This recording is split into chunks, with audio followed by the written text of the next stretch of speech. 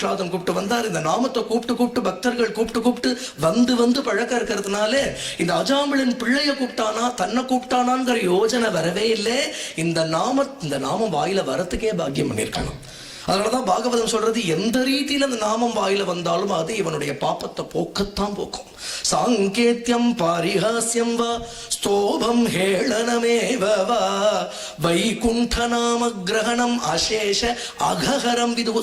சாங்கேத்தியமா சொன்னாலும் தெருவில் யாரோ 4 பேர் பஜனை பண்ணிட்டு போயிட்டு இருக்கா. இது என்ன பார், கோவிந்தா போறது பார், இது என்ன கோபாலா போறது பார், என்ன இவாளுக்கெல்லாம் பஜனை வேண்ட கிடக்கு அப்படின்னு பழிக்கிற வியாஜத்துல பழிக்கிற ஒரு காரணத்தை வச்சுட்டு கோவிந்தான்னு 2 தடவை சொல்லியிருந்தா கூட அந்த 2 கோவிந்த நாமம் இவனை தூய்மையாக்கத்தான் ஆக்கும், இவனுடைய பாப்பங்களை போக்கத்தான் போக்கும், இவனுடைய ஹதயத்துல பக்தியை உண்டு பண்ணும், இவனை பகவான்கிட்ட கொண்டு சேர்க்கும். நாமத்தோட பிரபாவம். சாங்கேத்தியமா சொன்னாலும் கொட்டாவி விடுறதே ஹரி அப்படின்னு உன் நாமம் போதுமே. ನಿನ್ಯಾಕೋ ನಿನ್ನ ಹಂಗ್ಯಾಕೋ ನಿನ್ನ ನಾಮದ ಬಲ ಒಂದರೇ ಸಾಕು. ஏன்னா கஜேந்திரனை காப்பாத்தினது உன் நாமம் தான், நீ இல்ல. பிரகலாதனை காப்பாத்தினது உன் நாமம் தான். நாராயணான்னு கூப்பிட்டாலே அந்த நாமம் தானே ஓடி வந்து காப்பாத்திச்சு. அதனால நீ வரத்துக்கு முன்னாடி உன் நாமம் ஓடி வந்து காப்பாத்தி விடுறது. அதனால தக்ஷணம் உடனே காப்பாத்துறது நாமம் தான். பகவானுக்கே தெரியாத அவனுடைய நாமம் என்ன பண்ணும் அப்படின்னு பகவானுக்கே தெரியாது.